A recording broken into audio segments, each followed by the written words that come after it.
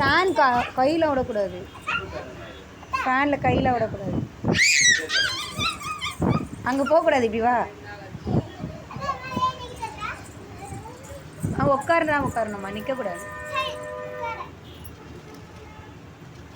பிரணீத் எடுக்கிறேன். போச பாரு அந்த அம்மா.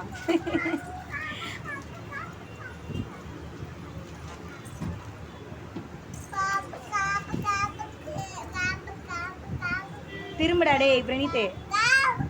எங்கன்னா ஒரு ஃபோட்டோ வச்சு ஒழுங்காக கேமராவை பார்க்குறியா நீ? அங்கே போ, அக்கா பெரியவளை அழகாக போஸ்ட் கொடுக்குறா பாரு. அக்கா பெரியவளை அழகாக போஸ்ட் கொடுக்குறா.